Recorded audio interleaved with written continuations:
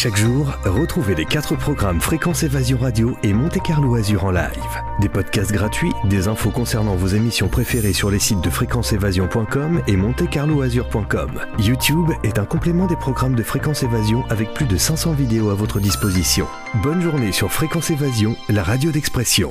La clé du mystère sur Fréquence Évasion, histoire insolite, recherche et témoignages. Dans quelques instants, la clé du mystère sur Fréquence Évasion, nous serons en compagnie d'Elisabeth de Caligné et nous parlerons de Marthe Robin. À tout de suite.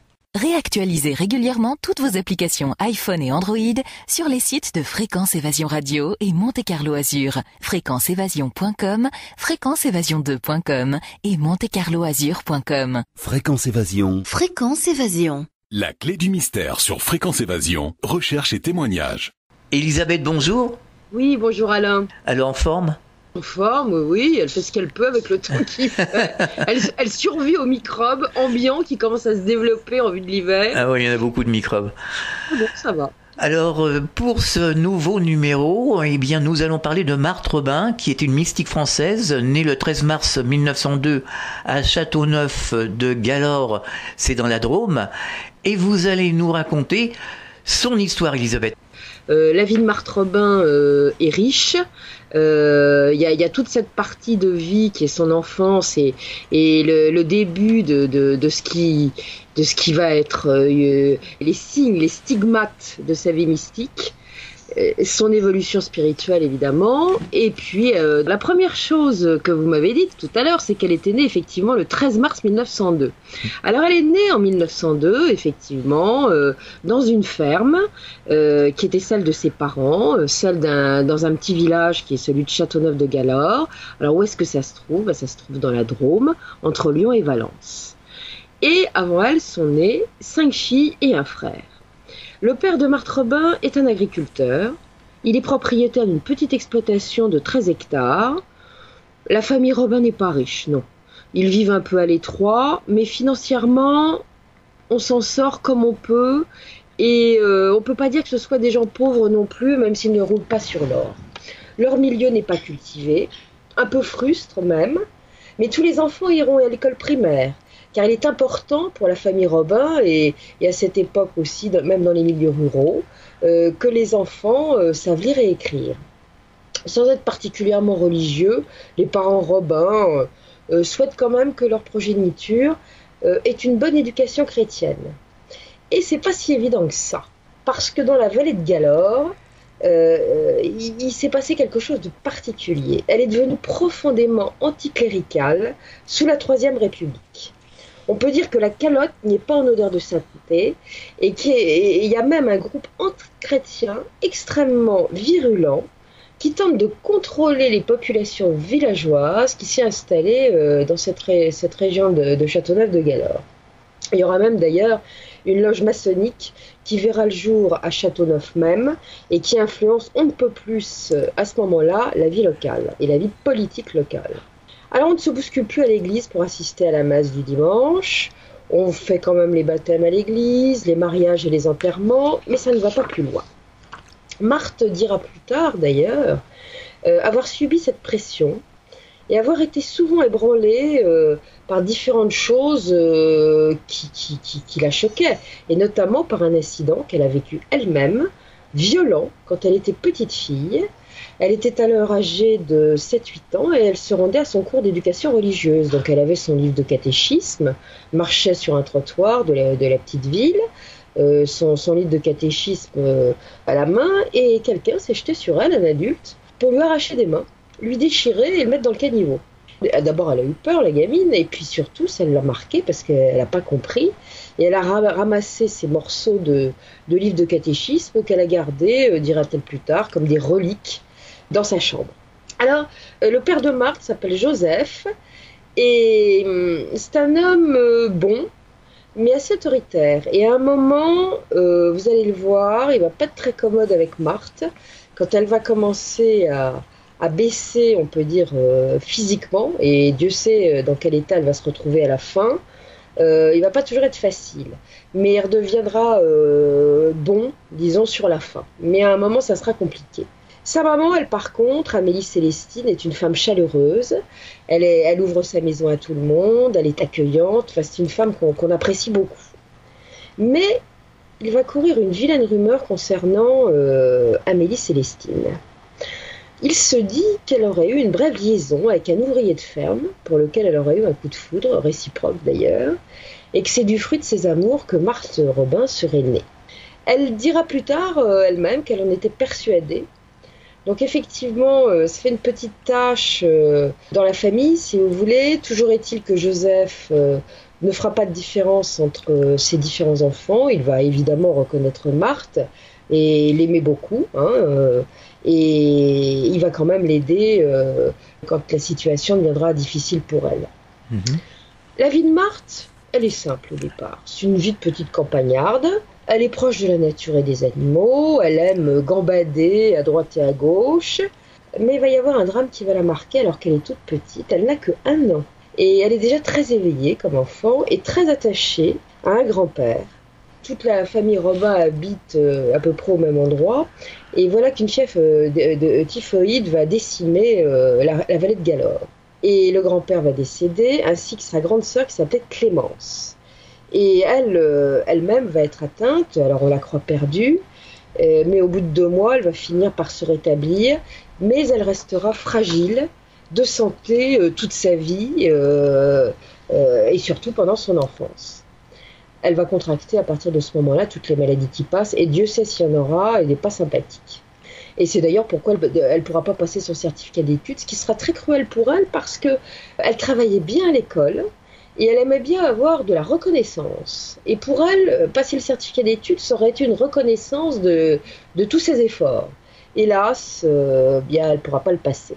Elle va avoir donc un parcours scolaire extrêmement bref, puisque le certificat d'études, c'est ce qui clôture le parcours scolaire à cette époque-là.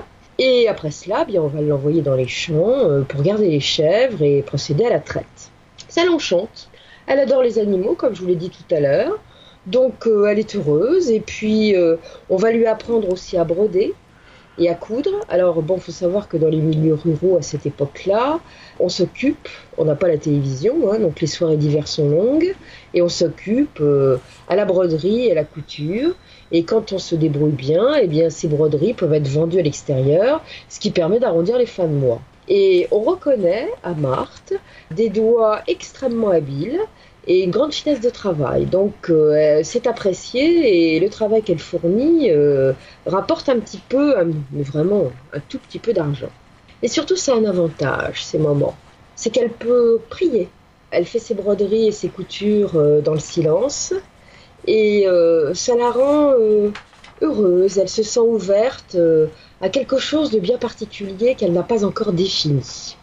On n'en saura pas vraiment plus sur cette enfance ordinaire, si je puis dire, de Marthe Robin, sinon qu'elle est éveillée, joyeuse, qu'elle a un sens de l'humour décapant, qu'elle conservera toute sa vie d'ailleurs, qu'elle adore l'histoire et la géographie. Puis on saura aussi que c'est pas une petite gamine tranquille, elle a du caractère, et quand elle n'est pas d'accord, et notamment quand elle trouve quelque chose d'injuste, elle tape du pied et elle pique des colères. Donc, ce n'est pas une enfant que je qualifierais parfaite, elle a ses défauts comme tout le monde. Très vite, ses parents vont remarquer qu'elle aime le bon Dieu, elle en parle. On la voit tous les jours prier avec ferveur. Il la regarde faire, on ne peut pas dire qu'il soit très enthousiaste, mais enfin ils ont la foi, ils ne disent rien de particulier. Il n'y a que ces 2 sœurs, ces 2 grandes sœurs qui vont à la messe. Les parents n'y vont pas, donc ils l'emmènent le dimanche à la messe. Et ça va la désoler de voir que ses parents ne participent pas à l'office du dimanche. Mais enfin elle va aussi suivre, comme je vous l'ai dit tout à l'heure, ses cours de catéchisme. Mais elle va s'apercevoir très rapidement qu'il y a quelque chose qui ne tourne pas rond dans ce qu'on lui enseigne. Elle trouve que ce que lui fait apprendre monsieur le curé, c'est de la morale, c'est culpabilisant. Mais il n'y a pas d'amour dans tout cela. Et ça la choque, elle ne comprend pas. Elle ne comprend pas comment il peut y avoir autant de différence entre la parole de Jésus et la façon un peu sèche que le curé a de débiter l'histoire et les péchés au kilomètre qui vont rendre malheureux les humains. Ça, franchement, ça la choque vraiment. Arrive le moment de faire la communion privée. Alors ça, c'est important pour elle. Vraiment, elle s'y est préparée. Et là, c'est comme pour le certificat d'études. Voilà qu'elle attrape la rougeole. Et la voici de nouveau alitée, donc elle ne peut pas faire sa communion privée. Et alors, elle en est complètement désespérée. Et elle se demande pourquoi, à chaque fois qu'il y a quelque chose d'important dans sa vie, il y a quelque chose d'autre, une maladie qui arrive pour l'empêcher de faire les choses. Mais il va se passer quand même quelque chose de très ordinaire. C'est qu'à ce moment-là, elle a l'intuition que quelque chose, enfin disons qu'un fait va arriver qui risque de changer sa vie. Elle en ressent d'ailleurs une grande douceur qui va l'habiter et l'impression que Jésus a pris possession de son âme. Elle va prier avec ferveur dès qu'elle le peut. Elle a toujours un chapelet en tête, hein. Elle marche dans la rue, elle garde ses chèvres, elle a toujours ce chapelet dans la poche. Et elle communie vraiment avec Jésus, avec cette présence de Jésus qu'elle sent proche d'elle. Les prêtres l'émeuvent aussi. Quand elle entend parler d'un prêtre qui est malade, il faudrait presque la retenir pour qu'elle ne court pas à son chevet. Les hommes de Dieu, elle estime qu'il faut les protéger parce que, surtout dans cette vallée de Galore, où on critique beaucoup, hein, eh bien, ils vivent une vie difficile. Et vers ses 14 ans, il va se passer quelque chose, et c'est souvent le cas. Ce grand engouement spirituel qu'elle a eu dans ses années de jeunesse, d'enfance, d'un seul coup tombe à plat. Elle s'en étonne, elle s'en désespère un peu. Puis bien vite, toutes les choses vont reprendre, et à partir de là, cet engouement spirituel, ce ressenti spirituel, va devenir encore plus exacerbé. Et c'est à ce moment-là, effectivement, qu'il y a ce redémarrage dans la spiritualité, que sa vie va tout à fait basculer. Durant l'été de ses 15 ans, 1918, elle ne se sent pas bien. Elle est fatiguée, épuisée même, puis elle a des maux de tête, des migraines absolument épouvantables qui l'assaillent de plus en plus fréquemment. Elle a des douleurs ophtalmiques aussi, et la voici prise de grands accès de fièvre et de terribles vomissements. Sur le moment, les parents se disent qu'elle a un petit dérangement gastrique, que ça va se passer comme les autres maladies qu'elle a déjà contractées. Ils ne s'affolent pas, s'inquiètent un peu quand même parce que c'est assez violent les symptômes. Et puis ça ne passe pas. Les mois passent, on peut dire qu'elle va un petit peu mieux, mais elle ne retrouve pas sa vitalité d'antan. Les désagréments physiques qui ont accablé tout son été se manifestent en permanence, vont repartir dans un sens plus aggravé. Et le 1er décembre 1918, un peu avant midi, il va se passer quelque chose de grave. Elle se trouve dans la cuisine et soudain, elle va être prise d'atroces douleurs qui vont la faire tomber par terre. Elle va chuter. Et au sol, elle n'arrive pas à se relever. Et elle hurle de douleur. Elle hurle à ses parents, à ses sœurs, je ne sais pas qui se trouve dans la cuisine, d'appeler un médecin. Alors effectivement, de toute urgence, les parents vont faire appeler 2 médecins qui viennent d'une commune proche. Ils vont se précipiter à son chevet et le diagnostic est lourd. Ils sont absolument convaincus qu'il s'agit d'une tumeur cérébrale. Dans les heures, dans les jours qui suivent, la situation s'aggrave encore. Voilà qu'elle plonge dans le coma. 4 jours de coma. Les médecins disent à la famille, elle est perdue, hélas, faut vous préparer au pire. Le curé va venir lui administrer d'ailleurs les sacrements. Et elle va survivre finalement. Son état va s'améliorer sensiblement au fil des semaines et on pense qu'elle est sauvée. Mais, hélas, voilà que ça recommence. Ça se remet à être terrible pour elle puisqu'elle est fatiguée, elle a à nouveau ses migraines et elle est léthargique. Complètement léthargique, elle ne peut plus rien faire, elle ne peut plus aller au champ, elle ne peut plus broder puisqu'elle a également la vue qui est atteinte. Et elle commence à rester le plus souvent dans un fauteuil et dans son lit. Et ceci va durer 27 mois. 27 mois de douleur, parce qu'au fil du temps, elle ne supportera plus la lumière. Donc on va fermer les volets de sa chambre, elle va être plongée pratiquement en permanence dans le noir. Et puis à un moment, on va s'apercevoir qu'elle se paralyse petit à petit, et notamment elle va avoir tout un côté paralysé. Mais surtout, et le pire, c'est qu'elle souffre comme une damnée. Elle hurle de jour comme de nuit. Elle hurle au point de terroriser les membres de sa famille. Ils sont tellement effrayés par ces cris atroces qu'elle pousse qu'ils n'osent même plus l'approcher. Son père et son frère notamment sont si impressionnés qu'ils évitent d'aller lui dire bonjour et de venir dans sa chambre parce que ça les terrorise carrément. Et elle dira d'ailleurs à une de ses nièces qui a eu le courage de venir la voir que si on l'avait plongée dans une lessive bouillante, ça lui aurait fait exactement les mêmes douleurs. Imaginez ce que ça peut être. En juillet 1919, la maladie va encore prendre de l'ampleur. Son corps est exténué déjà. Elle lutte contre des crampes musculaires absolument épouvantables. Ses troubles de la vue, j'en ai parlé, elle est à moitié aveugle et elle a des troubles digestifs permanents. Elle vomit à tout va. Et on s'aperçoit qu'elle ne peut plus s'alimenter correctement. Il y a des jours, elle ne peut même plus absorber la moindre cuillère de nourriture. La seule chose qu'elle absorbe, c'est quand on lui met un petit carré de chocolat entre les lèvres qu'elle va sucer tout doucement. Et c'est la seule chose dont elle peut se nourrir. Elle arrive à boire aussi quelques liquides sans les rejeter. Heureusement d'ailleurs, parce que sans boire, on ne s'en sort pas. Et c'est d'une telle constance, ces malaises et ces douleurs, qu'à un moment, elle n'a même plus de repos. C'est-à-dire qu'elle ne peut plus dormir du tout. Elle somnole à peine quelques instants, qu'aussitôt, les crises reprennent, est absolument épouvantable. Elisabeth, je vous propose de marquer un temps d'arrêt, on revient dans quelques instants.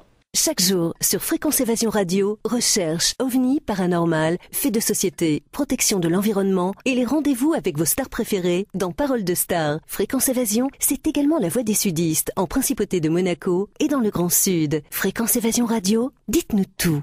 Dites-nous tout. Dites-nous tout. La clé du mystère sur Fréquence Évasion, recherche et témoignages. Nous sommes de retour sur Fréquence Évasion, toujours en compagnie d'Elisabeth de Caligny et Marthe Robin. Il va y avoir un mieux au printemps 1921. La maladie régresse. Du coup, elle-même, comme sa famille, retrouve un petit peu de confiance. Elle était alitée depuis un moment. Là, elle peut à nouveau se relever, marcher un petit peu. Elle y voit de nouveau clair. Elle n'a pas un œil de lynx, ça c'est sûr. On ne peut pas dire qu'elle ait une bonne vue. Mais au moins, elle ne se cogne plus contre les murs. Et bon... Disons qu'elle a une bonne myopie et qu'on va lui mettre des lunettes, parce que vous la verrez toujours sur une photo avec des lunettes. Et c'est durant cette période de rétablissement, qui était, on peut dire, inespérée, parce que ça fait des mois, des années que ça dure, que va éclater sa foi. Elle prie de plus en plus, elle a eu le temps de prier. Elle priait pour que ses douleurs cessent, sans arrêt. Et maintenant, avec cet apaisement, c'est de plus en plus profond, parce que ça n'est pas troublé par la douleur. Et ça n'est plus vers Jésus en particulier qu'elle se tourne, mais vers la Vierge Marie. Parce que de plus en plus, elle a la sensation que la Vierge est à ses côtés. Subtilement d'abord. Et puis après, elle a presque une impression matérielle. Et il semblerait que ce soit le 20 mai 1921 que la Vierge se soit manifestée à elle pour la première fois. On n'a pas vraiment d'informations précises sur ce point, contrairement au reste, où tout a été noté, mais elle l'a dit. Que c'était à cette date-là. À la suite de ça, elle va partir en pèlerinage, c'est durant l'été qui va suivre, et notamment à 2 pèlerinages, celui de Notre-Dame de Châtenay et celui de Notre-Dame de Bonnecombe. Et quand elle va revenir à la ferme, tout le monde va la trouver transformée. Ça n'est plus la même personne, il y a quelque chose qui rayonne en elle. Elle a entendu visiblement un appel, quelque chose de très puissant. Et on va se rendre compte à ce moment-là dans son discours qu'elle a décidé de se donner on ne peut plus à Dieu, tout entière. Et elle annonce la nouvelle que sa famille redoutait un peu quand même. Elle annonce qu'elle veut devenir carmélite, comme Thérèse de Lisieux. Elle va en parler à ses parents. Alors ça va pas bien passer, parce que Joseph Robin ne comprend pas. Lui, il n'est pas pratiquant du tout. Il a même cessé toute pratique depuis longtemps. Donc il lui dit non. Arrête tes bondieuseries, ça suffit. Amélie, elle en dit trop rien, mais elle va pas encourager sa fille non plus. Mais elle sera moins brutale, disons, dans ses propos que Joseph. Évidemment, Marthe aurait pu se décourager et renoncer. Mais elle a cet appel violent. Et elle ne lâche pas l'affaire, si je puis dire. Elle veut convaincre ses parents à tout prix. Sauf que son élan va être très vite calmé, si je puis dire, puisque la rémission des maux n'a été que de courte durée. En novembre 1921, elle est complètement paralysée des membres inférieurs, du jour au lendemain, inexplicablement. La médecine n'y comprend rien d'ailleurs. Elle a également des douleurs dans le dos qui la recroquevillent petit à petit. Elle part en avant. Et puis les choses vont s'arranger encore un petit peu. Elle va arriver à remarcher. Alors, elle a des poteaux. Ça ne circule plus dans ses jambes. Donc elle a des jambes absolument énormes. Elle ne peut plus marcher. Elle se traîne. Elle est assise d'ailleurs la plupart du temps sur un fauteuil. Donc sa vocation de carmélite va s'envoler à ce moment-là. Elle va y renoncer parce que faut pas rêver, les sœurs veulent des filles qui ont la foi, mais dans un bon état. Oui, en forme. Ce sont de jeunes femmes. Dans la nuit du 25 mars 1922, Alice, qui est l'une des sœurs de Marthe et qui dort avec elle dans la même chambre, est réveillée en sursaut. Et elle reste éberluée, parce que qu'est-ce qu'elle voit? Une immense lumière blanche qui irradie au pied des lits. Mais alors, c'est immense, ça éclaire toute la pièce. C'est éblouissant. Elle n'en revient pas. Elle réveillerait bien Marthe, mais pour une fois que Marthe dort, elle va s'en abstenir. Le lendemain, elle ne va pas lui en parler, parce qu'elle se dit qu'elle a peut-être rêvé, après tout. Et c'est beaucoup plus tard qu'Alice Robin saura que sa sœur l'a vue, elle aussi, cette lumière. Elle lui dira un jour, en effet, à brûle-pourpoint, au cours d'une conversation, « Ah oui, la lumière était belle, moi aussi j'ai vu la Sainte Vierge. » Alors elle a vu la Sainte Vierge, pas sa sœur. Sa sœur n'a vu que l'auréole, si je puis dire. On ne saura jamais trop quelle forme elle l'a vue exactement. Elle dit l'avoir vue, mais elle ne donnera aucun détail là-dessus. Par contre, ce qu'elle dira plus tard, c'est qu'à partir de ce moment-là, elle a senti qu'elle pouvait s'en remettre vraiment à la Mère de Dieu, et que ça serait désormais son guide. Et c'est à partir de ce moment-là qu'elle dira aussi que la Vierge lui a apporté une consolation pour ses souffrances, et que ça a été le début de son soutien pour les épreuves les plus cruelles qu'elle va avoir à subir à partir de là. Marthe sait maintenant qu'elle ne pourra pas être carmélite, comme je l'ai dit, mais qu'elle peut s'offrir malgré tout à Dieu tout entière. Même si son état physique, son état de santé absolument épouvantable peut être un obstacle, parce que quand on n'a pas la tranquillité du corps, on a du mal à avoir la tranquillité de l'âme. C'est sûr. Elle va retrouver un petit peu sa santé quand même. Elle a des phases un peu plus énergiques, si je puis dire. À un moment, elle va pouvoir même reprendre quelques tâches à la ferme. On va la faire garder des vaches. Donc, ce qui veut dire qu'elle est quand même capable de marcher dans les prés et d'être à proximité de ces bêtes-là. Il faut les surveiller quand même. Et puis, elle a retrouvé la vue, comme je vous l'ai dit. Bon, elle a des lunettes maintenant, parce qu'elle est très myope, mais elle peut broder. Et ces broderies, elle y tient beaucoup, parce qu'elle est une charge pour ses parents. Elle ne peut pas travailler normalement. Et à l'époque, il n'y a pas beaucoup d'argent. Donc le fait de pouvoir vendre ces broderies qui sont recherchées, parce qu'elle est très habile, comme je vous l'ai indiqué, c'est un soulagement. Ça la déculpabilise d'être cette charge qu'elle sent être pour sa famille. Et puis, il va se passer quelque chose aussi d'absolument extraordinaire. Elle va recevoir ce que les mystiques reçoivent généralement, et ce qu'ils appellent leur blessure d'amour. Ça sera en novembre 1922. C'est à un moment tout à fait particulier. Elle va un petit peu mieux à ce moment-là, au point qu'elle va aller séjourner chez sa sœur, Gabrielle, qui est mariée. Et un jour, on ne sait pas trop dans quelles circonstances, voilà qu'elle monte au grenier et qu'elle va trouver un livre religieux, un vieux livre qui était dans une malle. Elle le feuillette et soudain, son attention est attirée par une phrase qui lui saute littéralement aux yeux et qui va la faire bondir, ou plutôt son cœur va bondir. Et cette phrase, elle dit la chose suivante. Elle dit « Pourquoi chercher le bonheur puisque tu es faite pour la souffrance ?» Et ça, elle considère que c'est un message. C'est un message qui lui est donné. Elle se dit que ça va la consoler. Ça la console immédiatement de ne pouvoir embrasser la vie religieuse classique, si je puis dire. Elle comprend que sa destinée n'est pas celle de devenir donc une religieuse, mais que ce que Dieu attend d'elle, c'est qu'elle souffre et que ce soit dans la souffrance qu'elle amène les pécheurs à la conversion. Il va y avoir un autre événement qui va la conforter en ce sens, avec une rencontre qu'elle va faire un petit peu plus tard, alors qu'elle se trouve en cure. Elle fait des cures régulièrement pour sa santé. Hein. Et à ce moment-là, elle va rencontrer, dans le lieu de cure où elle se trouve, l'aumônier de l'hôpital d'Angers, qui lui aussi est souffrant et fait sa cure. Et elle lui parle longuement à cet homme de sa vie religieuse, contrariée. Ça la taraude, et au moment des adieux, le prêtre va lui ouvrir les bras, et il va lui dire je mourrai tranquille et heureux. J'ai pressé dans mes bras la crucifiée de mon Jésus. Pas rien, c'est rare qu'un prêtre s'adresse à une ouaille de cette manière-là. Hein. Et elle prend ça, non pas comme quelque chose de flatteur, parce qu'elle est loin de tout ça, mais comme un encouragement, une reconnaissance, et un signe de la destinée qui l'attend.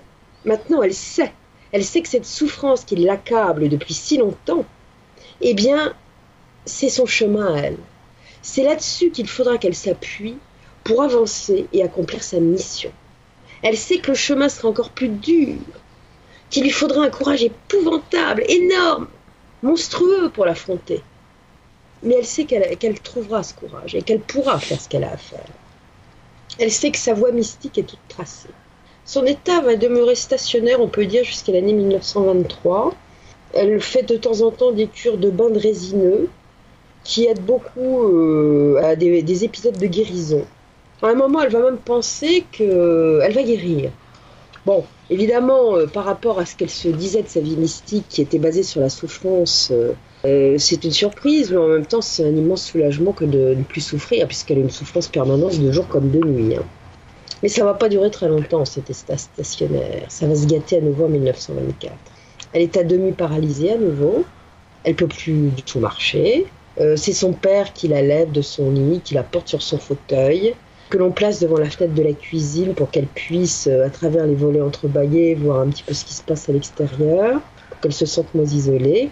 Mais elle souffre, elle ne regarde pas très longtemps parce que ses douleurs ophtalmiques l'ont reprise également. Elle arrive quand même à lire un petit peu, à broder un petit peu, mais c'est de moins en moins facile et l'inéluctable va finir par arriver.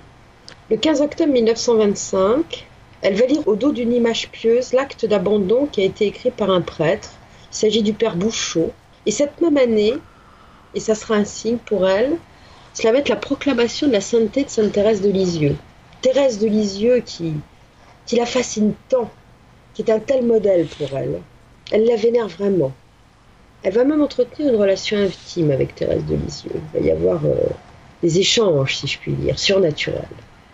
Et elle va écrire à ce moment-là quelque chose parce qu'elle commence à tenir son journal, quelque chose de bien particulier. Elle va dire « Je dois devenir un autre lui-même, un autre Jésus. Donc, abandon à l'amour, abandon plein d'amour, tout entier à Jésus. » C'est très proche, ce genre de paroles, de ceux de la petite sainte. Hein. Et dans cet abandon, il y a la souffrance. Les migraines reviennent de plus en plus terribles. L'hiver 1926 va être tragique parce que maintenant elle a des rhumatismes épouvantables qui ne la quitteront jamais plus. En 1927, c'est l'apocalypse, si je puis dire, au niveau de sa santé. Sa famille ne sait plus que faire. Il faudrait qu'elle soit placée, en fait. Mais bon, il n'y a pas les moyens, hein. On ne peut pas la placer financièrement, c'est pas possible. Et ça commence à poser des problèmes dans la famille. Il y a des tensions au sein de la famille. Joseph Robin ne supporte plus la situation. Un jour, il va s'écrier « Qu'est-ce que j'ai fait au bon Dieu pour avoir une fille pareille ?» Il s'éloigne de Marthe, il ne veut plus s'en occuper, il ne veut plus la voir. Son frère Henri fait exactement la même chose. Il y a un retrait total et Henri, vous allez voir, le frère n'est pas facile et ça va mal tourner pour lui. Il est très très particulier. La jeune fille va souffrir extrêmement de cet éloignement du papa et de son frère.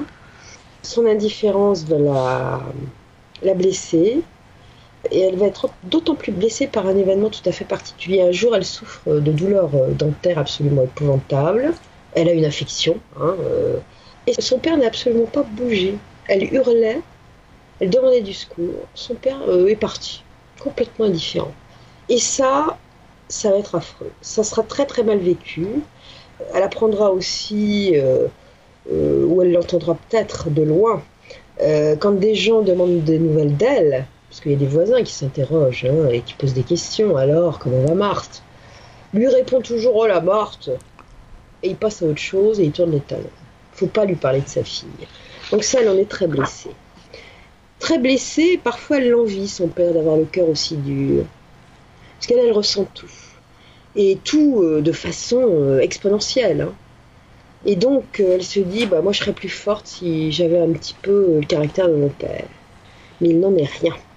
Il n'en est rien.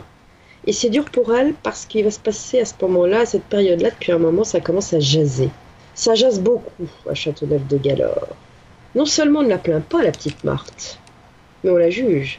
Est-ce qu'elle ne ferait pas partie de ces cheptels de femmes hystériques dont parle de plus en plus un certain docteur Charcot? Ah oui, Charcot, vous savez, il a commencé à faire des travaux très importants dont s'inspirera Freud d'ailleurs, sur l'hystérie, et ça commence à apparaître dans les journaux. Alors on trouve des hystériques partout, évidemment. Alors, Marthe, avec ses petits mots, hein. Et le plus dur, c'est que ce sont les bigotes qui sont les plus ardentes à la critique, au jugement. Alors le manque de charité est évident. Hein. Et puis alors, le grand désarroi de Marthe, c'est que le curé fait pareil. Ça fait longtemps que monsieur le curé est aux abonnés absents. Il viendra de temps en temps la voir, mais il comprendra rien. Rien à la situation de Marthe, rien à ce qu'elle lui raconte. Et elle finira par dire, quand il vient chez moi, il laisse sa bonté à la porte. L'homme est dur, et d'ailleurs il finira par plus venir du tout la voir. Elle est très affectée de tout ça. Alors il y a une raison, comme je vous l'ai dit, c'est un pays dur. Si les voisins ne sont pas très enclins à être tendres avec elle, c'est parce que la religion les a quittés depuis longtemps. Il y a le frère aussi qui est devenu très, très anti-calotin, Henri. Et il a dit que si le curé revenait un jour à la ferme, il prendrait son fusil.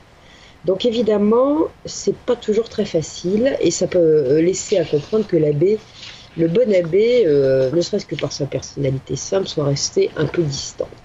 Et tout ça, ça va complètement isoler Marthe, qui ne reçoit pratiquement plus aucune visite, même pas celle de ses amis de classe, avec lesquels elle avait bien rigolé, parce que c'est une bonne copine et tout le monde rigolait bien avec elle, et personne ne vient plus la voir. Elle est pestiférée, les jours se succèdent, et comme elle dit à un moment, une bonne causerie lui aurait fait le plus grand bien. Cette bonne causerie, elle ne l'a plus. Et en octobre 1927, voilà qu'elle est prise de maux d'estomac, qui la font hurler à nouveau de douleur et vomir le sang. Et là, le médecin qui va venir en consultation est implacable. Il a diagnostiqué un cancer de l'estomac. Il annonce à la famille, une fois de plus, que les jours sont comptés et elle se prépare pour le grand départ parce qu'elle souffre tellement, elle est tellement affaiblie par les hémorragies constantes que là, elle est persuadée que sa fin est arrivée, qu'elle est proche en tout cas. Le curé, là pour une fois, va faire une incursion à la ferme pour lui donner à nouveau le sacrement des malades. Elle va rentrer en agonie, 3 semaines d'agonie. Entre la vie et la mort, une sorte de coma, et elle se nourrit plus du tout. Un être normalement constitué aura rendu l'âme. Elle va pas du tout. Elle va survivre, et elle va émerger un beau matin de ce coma interminable. Et après ce coma, elle va confier à sa famille que durant ce moment d'inconscience, elle a reçu une visite un peu particulière. Et cette visite, c'est celle de Thérèse de Lisieux, qui est venue plusieurs fois à sa rencontre pour lui parler de sa vocation. Thérèse lui a dit que son heure n'était pas venue, qu'elle vivrait encore bien longtemps et que la mission qu'elle accomplirait aurait un impact planétaire. Alors ça, c'est important, parce que Thérèse de Lisieux, vous le savez certainement, c'est la patronne des missionnaires. Ouais. Ce qui est assez rigolo d'ailleurs, parce qu'elle est restée toute sa vie, qui était bien courte hélas, puisqu'elle est morte très jeune, entre les murs d'un Carmel, mais elle est connue dans le monde entier. Et Marthe va dire, joyeuse, en parlant de cette mission dont lui a parlé Thérèse, « Oh, la coquine, elle m'a tout laissé. » Bah oui, la coquine est morte, hélas, un peu tôt. Donc Marthe a compris qu'elle allait prendre sa suite. Et elle en est bien heureuse. Elle dira que la petite sainte était pour elle comme une grande sœur, qui avait entre elles une intimité d'amour, de vue incroyable.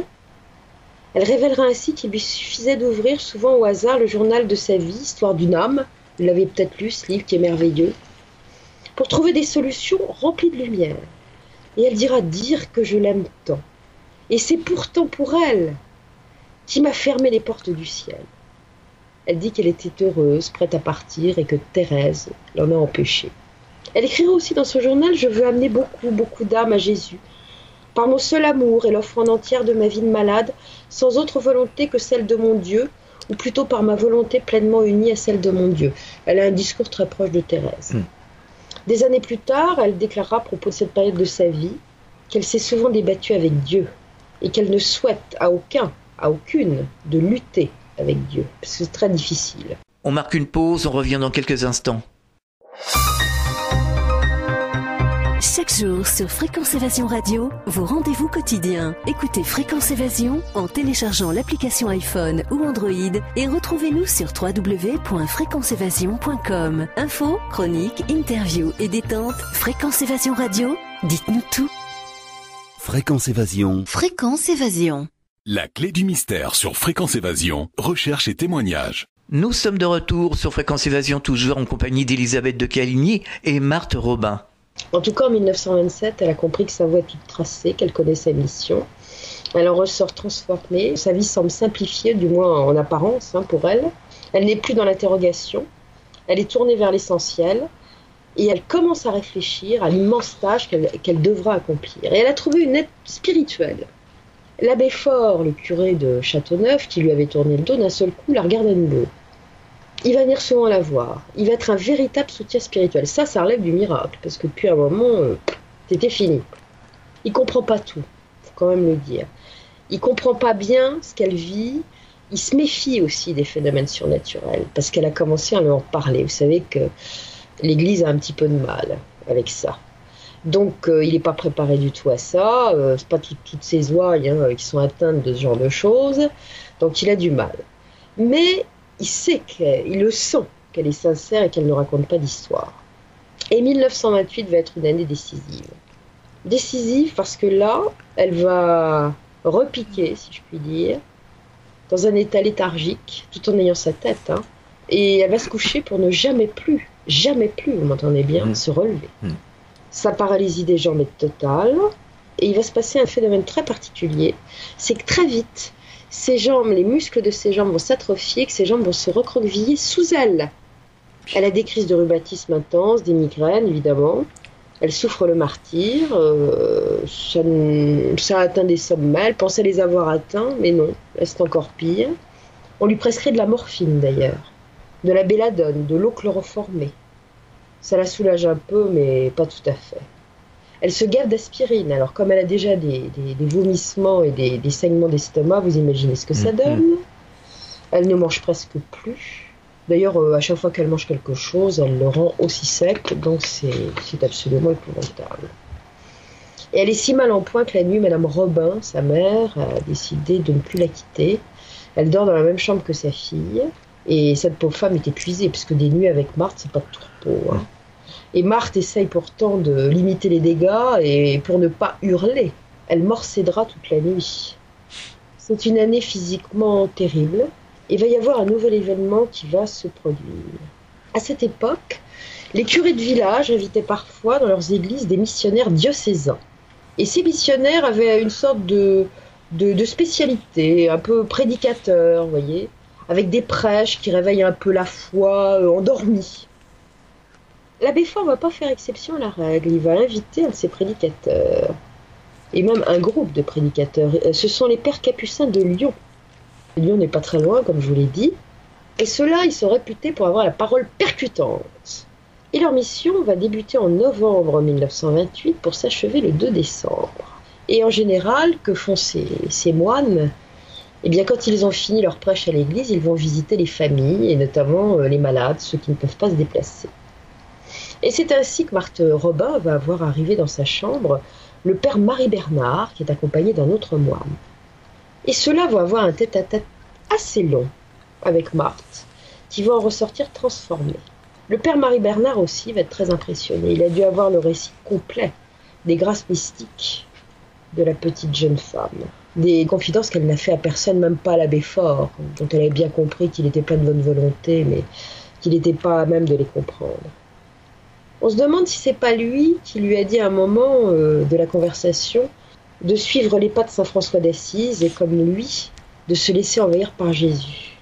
En tout cas, Il lui a recommandé de lire de plus en plus d'ouvrages religieux et de ne plus perdre son temps à lire autre chose, parce qu'elle aimait bien lire, Marthe. Elle lisait des romans comme tout le monde.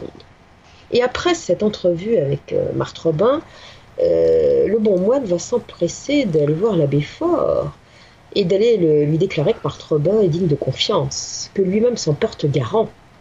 Et il va faire mieux encore, c'est qu'il va écrire à la jeune femme pour lui demander si elle accepte de devenir sa sœur spirituelle. Et même la sœur spirituelle des moines capucins de Lyon. Est-ce qu'elle accepterait par hasard de rejoindre leur tiers ordre? Ça n'est pas rien. Alors elle hésite un peu, Marthe.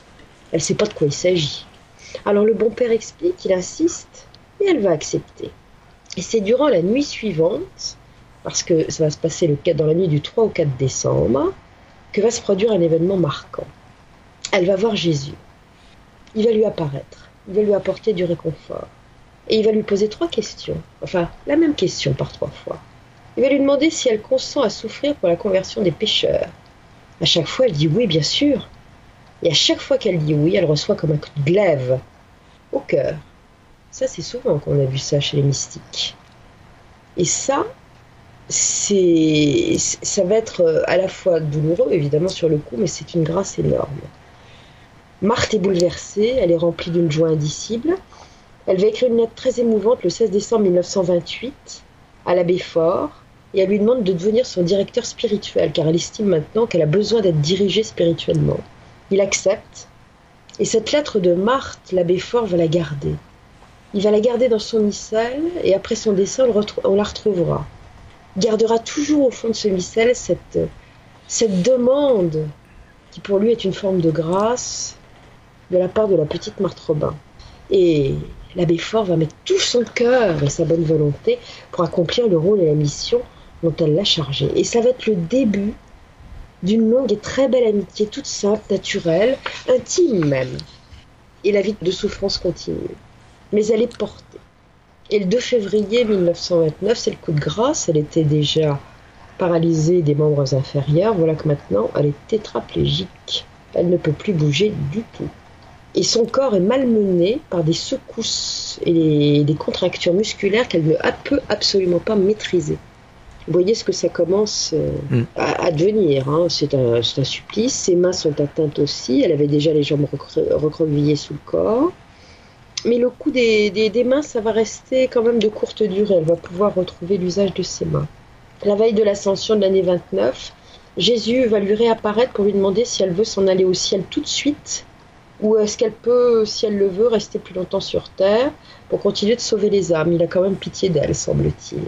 Ah, on se doute de ce qu'elle lui a répondu, puisqu'elle a continué à vivre. Hein. Elle dira qu'une fois qu'on a vu le ciel aussi, on ne peut plus s'en passer. Donc ça lui donne du courage. Et le contact, maintenant, ça elle le dira dans son journal et dans des confidences qu'elle fera plus tard, le contact est constant avec Jésus. Qu'il lui apparaisse ou non, elle sent sa présence. Elle sent comme une union avec le Christ. Elle sent un cheminement du Christ à travers son cœur. C'est une grâce. Elle a l'impression de rentrer dans le secret du Christ. Elle connaît l'infinité de son amour. Elle le dira, elle l'écrira. Elle connaît ses sentiments les plus intimes. Et pour tout ceci, à partir du moment où elle a accepté de rester sur la terre, eh bien, elle trouvera toute l'énergie pour surmonter ces souffrances qui l'accablent. La Vierge est aussi à ses côtés. Elle est douce, maternelle, consolatrice, comme elle le dira, surtout très affectueuse, comme une mère. Elle vient souvent à elle, elle se manifeste, elle la voit avec ses yeux. Il y a une intimité extrêmement profonde qui va se lier entre elle et la Vierge. Marthe va dire qu'elle sait qui elle est. Et le 15 août 1929, jour de la fête de la Vierge, vous le savez, le 15 août, vers 17h, la Vierge va apparaître à Marthe, vêtue d'une robe et d'un fichu sur les épaules, dont chaque extrémité est ornée de rubans frangés d'or, le tout attaché à la ceinture. Elle est tout de blanc vêtue, c'est absolument resplendissant. Et elle va évoquer la douceur des mains de la Vierge, parce que la Vierge, une fois de plus, va lui prendre les mains.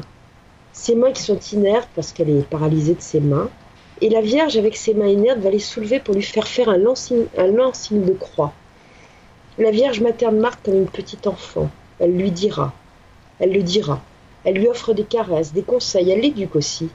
Elle va lui expliquer certaines choses pour pas qu'elle se trompe, pour pas qu'elle se laisse faire non plus, pour pas qu'elle imagine non plus n'importe quoi. Et c'est une relation très très particulière, que je dirais quasi, c'est une relation du ciel, certes, mais une relation quasi humaine et maternelle qu'elle va avoir avec la Vierge. Mais alors vous savez quelque chose certainement, c'est qu'aucun mystique n'a échappé au pire. Que ce soit le curé d'Ars, le Padre Pio, Yvonne Aimée de Malestroit, tous ceux dont j'ai déjà parlé, il y a le bémol, il y a les attaques démoniaques. Et Marthe Robin va évidemment y avoir droit aussi, elle ne va pas pouvoir y échapper.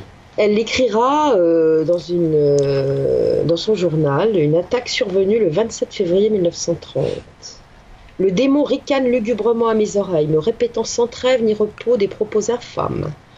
Il me dit que je ne dois pas croire et qu'il y aura une place pour moi au paradis. Il me dit aussi qu'il ne faut pas me figurer Dieu même.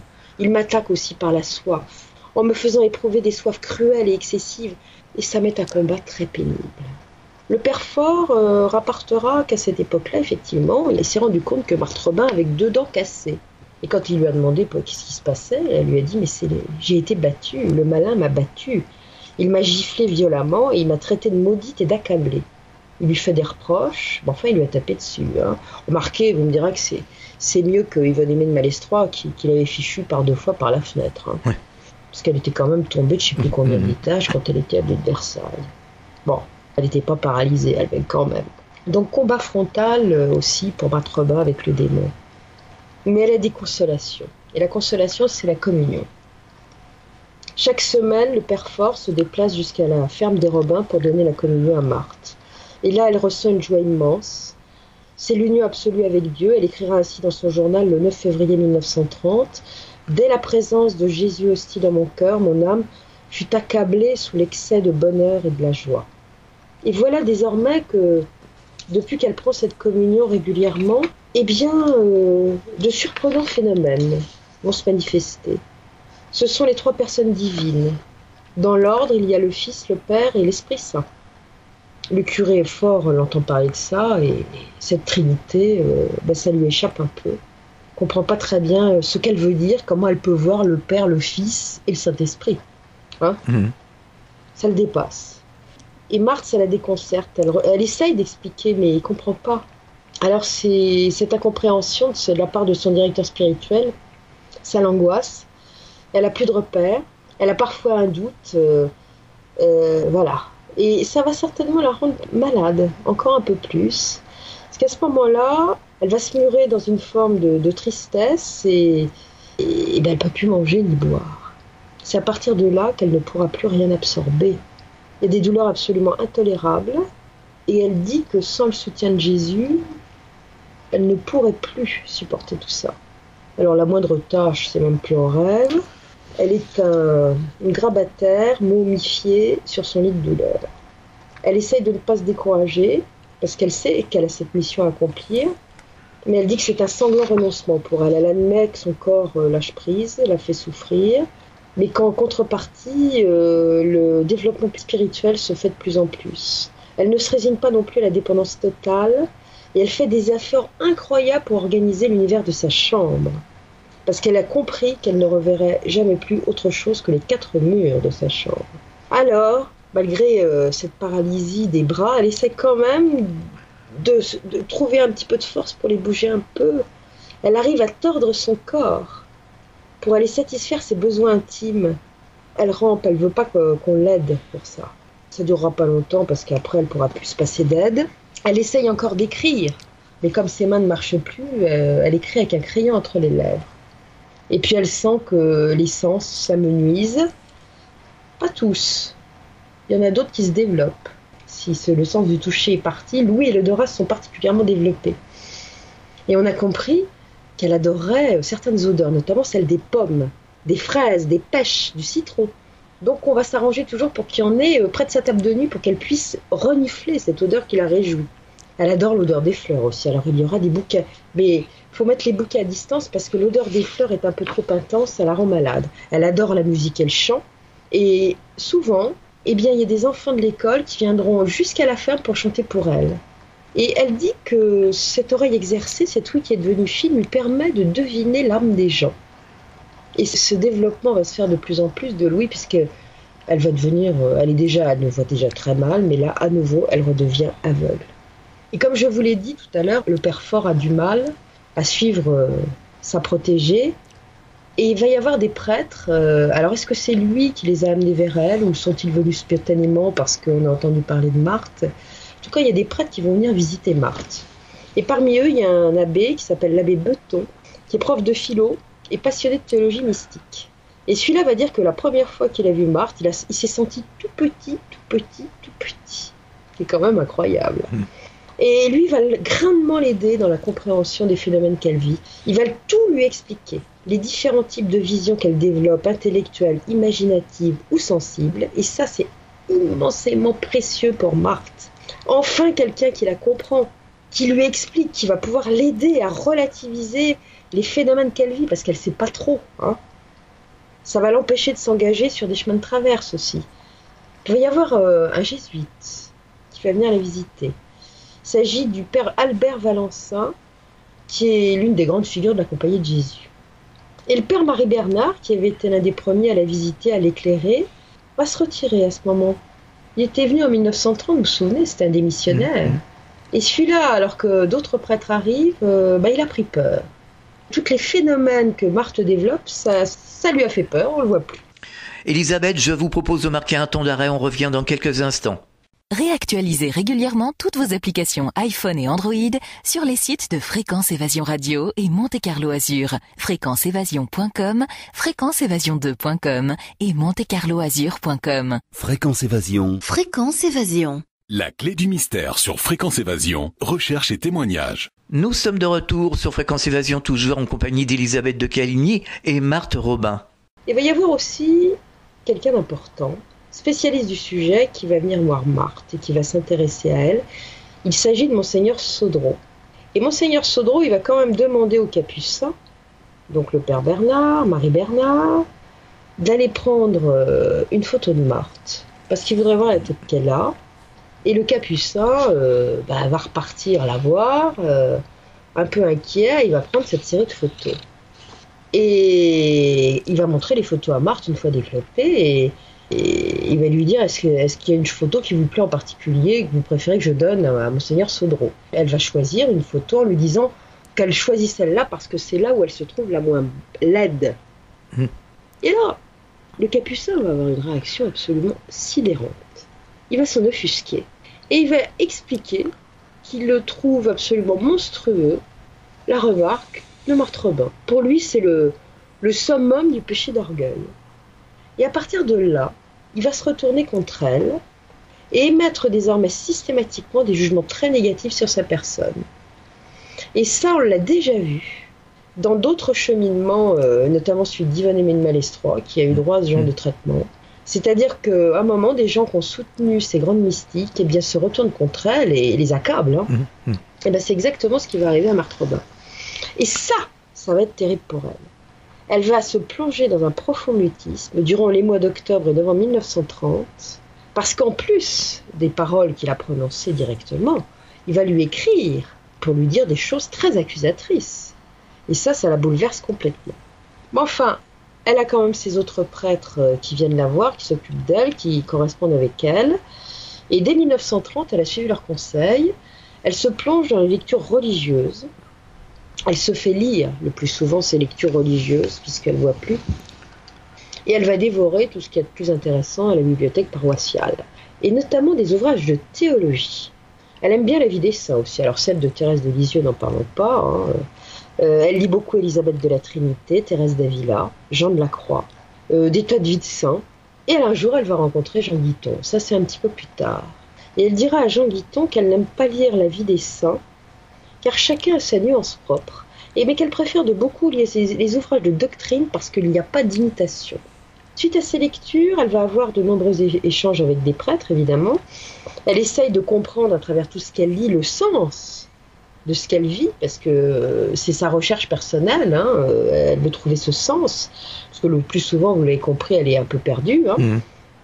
Et elle se demande d'ailleurs parfois, à ce moment-là, si elle a toute sa raison, si elle voit bien ce qu'elle voit, si elle entend bien ce qu'elle entend. Alors les religieux sont là pour lui expliquer, la rassurer, c'est un précieux réconfort pour elle. Il l'aide à ne pas s'égarer dans les interprétations.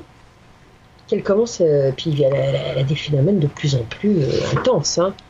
Donc ça va l'aider beaucoup. Et puis l'année 1930, ça va être une année décisive pour toute autre chose. C'est l'année où apparaissent les premiers stigmates. Alors, ça ne va pas être une stigmatisation, si je puis dire, physique au départ, ça sera une stigmatisation intérieure. Et pourquoi ceci ? Semble-t-il parce qu'elle l'a demandé. Elle a demandé, peut-être à Jésus, peut-être à la Vierge, que cette souffrance, parce qu'elle sait qu'elle va avoir ces stigmates dans les mains, ne soit pas visible. Peut-être ne veut-elle pas se faire remarquer, c'est même probable d'ailleurs. Sauf que si les mains ne saignent pas un jour, ça va être une sacrée surprise pour la famille. On va la découvrir en sang. Elle saigne des yeux. Et son cœur saigne aussi. Elle a une plaie au niveau de la poitrine. Sa mère est affolée. Elle arrive avec des linges. Elle étanche comme elle peut. Et elle ne comprend pas ce qui se passe. Que sa fille a encore déclaré comme maladie. Et on dira aussi que tous les linges qui ont été imprégnés de ce sang, même lavés à l'eau de Javel avec de gros efforts par la maman, eh bien le sang ne disparaîtra jamais. Alors la mère est affolée évidemment, sa fille la rassure en lui disant que c'est tout à fait normal, que cette fois elle n'est pas malade, que c'est tout autre chose. Et Madame Robin veut courir chez le curé Fort pour lui en parler, mais Marthe ne veut pas que ça se sache. Elle ne veut que personne le sache. L'année suivante, 1931, vers le début du mois de novembre, elle va commencer à vivre ce qu'on appelle la passion, classique chez les mystiques. Elle va souffrir cette passion plus exactement. Et elle va dire un jour dans son journal « Je vis aussitôt mon lit transformé en une grande croix épineuse », transformation qui s'est fait déjà bien des fois et qui s'opère chaque fois plus torturante, parce qu'avec toujours plus d'amour. Et elle va écrire qu'elle entend alors une voix intérieure qui lui dit « C'est là maintenant que je te veux ». Et dans l'instant, elle ressent une souffrance épouvantable qui la fait trembler de tous ses membres, comme si son cœur la brûlait, comme si son cœur se consumait. Elle sent à un point physique absolument atroce l'incendie de son cœur. Et elle dira un jour à Jean Guiton qu'elle a vu une fois comme un dard de feu qui sortait de Jésus, qu'elle apercevait face à elle. C'est une sorte de lumière rouge qui brûlait. Et ça a attiré directement dans son cœur. Et Thérèse d'Avila avait la même chose, c'était un ange. Elle appelait ça le divin plaisir. Et elle le prenait, ce dard enflammé, bien dans le cœur. Il paraît que ça fait un mal épouvantable. Les stigmates n'apparaissent pas que sur le dos de ses mains et ses pieds. Mais on va voir apparaître, si ça ne saigne pas, on va déjà quand même voir apparaître sur ses pieds et ses mains des sortes d'échymoses d'un bleu rougeâtre assez douloureuse qui vont se transformer en plaie ouverte un jour. Et va apparaître effectivement la plaie également sur le flanc gauche. Au début, comme je vous l'ai dit, les plaies ne saignent pas, ça fait des croûtes. La chair est à vif, bien rouge, mais ça ne saigne pas. Après, ça ne saignera que durant la journée du vendredi. Et ça va durer que 6 mois dans un premier temps. Après, ça va changer et le sang va se mettre à couler aux pieds, aux mains, côté gauche. Les yeux continuent de saigner et puis elle va avoir le front. Les marques de la couronne d'épines. Et il y a des photos absolument épouvantables. Enfin, c'est un bain de sang, quoi. C'est épouvantable. Il lui restait un petit peu de vision, mais 2 fois rien de vision. Elle voyait encore la lumière, mais les saignements des yeux vont la rendre absolument aveugle. En 34 et 36, c'est assez curieux parce que tous ces phénomènes de stigmates se disparaissent complètement. Et après, ça reviendra régulièrement chaque semaine. Alors, plusieurs dizaines de personnes ecclésiastiques, simples visiteurs, ont vu ce sang. Il y a un jour dans l'année où c'est pire que les autres jours, c'est le jour de la fête du très précieux sang de Jésus. Alors là, il y a de terribles hémorragies qui jaillissent de partout dans son corps et cela s'écoule si fort que plusieurs personnes sont là pour étancher ce sang qui coule. Et un jour, il y a un psychiatre parisien qui s'appelle le docteur Alain Assailly qui va assister à cette passion. Et là, il est complètement sidéré, il va prendre une lampe électrique, puisque tout se passe dans le noir évidemment, puisqu'elle ne supporte pas la lumière, et il va regarder ce qui se passe. Et il va voir la plaie du côté, du flanc gauche, qui fait 6 à 7 cm de long, et du sang abondant, qui coule très rouge de cette plaie. Et puis surtout, ce qui va le sidérer, c'est la chaleur intense qui se dégage de la plaie. Ça brûle. C'est comme s'il y avait un flux de sang, mais qui émettait une chaleur absolument épouvantable. Et c'est d'autant plus frappant que le reste du corps est presque froid. Et ce phénomène de stigmate va se produire jusqu'à son décès. Chaque vendredi, elle ne fait que saigner. Elle revit tous ces vendredis les étapes de la Passion du Christ. Ça commence au fil des années dès le jeudi soir. Elle ressent d'abord la cruelle souffrance de l'abandon que Jésus a vécu au jardin de Gethsémani, puis la flagellation, la douleur sur le chemin de croix, l'atroce douleur des clous qu'on plante aux mains et aux pieds, et puis ce coup de lance, et puis après c'est la terrible agonie. Et à nouveau elle ressent le terrifiant moment d'abandon que le Christ a vécu en rendant son dernier souffle, quand il a dit à son Père, pourquoi m'as-tu abandonné ? Les témoins qui vont tous assister à ces passions diront unanimement que l'on voit très distinctement dans ces cas-là la progression des étapes de cette passion qu'elle est en train de vivre. Quand elle se trouve au jardin de Gethsémani, par exemple, on voit très nettement sa peur. Alors le supplice de la croix, n'en parlons pas. Marc dira que dans ces moments où elle vit la passion, elle voit très distinctement les scènes de la passion du Christ. Elle peut reconnaître les visages. Elle entend les hurlements de la foule. Les témoins la voient lutter, agoniser, gémir, hurler. Et puis le cri étrange survient soudain, au moment de la mort. Marthe meurt en poussant un cri très particulier. Et surtout, il y a un mouvement très particulier de sa tête qui, brusquement, comme si elle était giflée, se remet sur le côté gauche. Et toujours, cette tête se met dans un angle absolument improbable. C'est très particulier. À ce moment-là, son visage est d'une pâleur extrême, il est apaisé, il y a des larmes de sang qui roulent de partout, de son front, de ses yeux. Chacun est impressionné. On a vu toute l'agonie, on a vu ses respirations devenir de plus en plus rares. Et après, elle ne respire plus. On ne voit plus sa poitrine se soulever. Ça va durer un quart d'heure. Elle est morte, pour de vrai. Et puis elle se met à respirer tout petit à petit. Et tout repart. Quand elle se met à revenir à elle, eh bien, le Père Fort est là, généralement, pour l'aider. Elle n'arrivera que plusieurs heures après à reparler. Il y a un prêtre qui rentrera bientôt dans sa vie, qui s'appelle le Père Finet, qui lui prendra consciencieusement des notes de tout ce qui se passe durant ses passions. Et durant chaque début de passion, elle tremble de peur. Elle dit à son entourage, je crains de ne pouvoir résister. Est-ce que je pourrais supporter ces souffrances ? Mais elle dira aussi que ce qui lui donne du courage, c'est d'accepter comme le Christ de prendre en charge toute cette souffrance pour le salut des hommes. Qu'elle est dans cet état, dans l'offrande absolue de l'amour, dans son engagement au service de l'humanité. Et puis, sa mission, puisqu'elle a eu une mission qui s'est concrétisée par une fondation, et elle a fait beaucoup de choses qui auront une grande importance, aussi bien pour les Français que pour l'Église également. Oh là là là là, c'est terrible ce que vous venez de nous raconter, Elisabeth. Ah mais c'est absolument épouvantable. C'est épouvantable. Une vie de mystique, c'est pas une vie de rigolade. Hein. Bah, c'est sûr. Hein. En tout cas, je crois qu'il faut être vraiment avec une foi intense pour supporter ce genre de truc. Ouais. Sans commentaire. Sans commentaire. À bientôt, Elisabeth. À bientôt, Alain. Merci. Fréquence Évasion.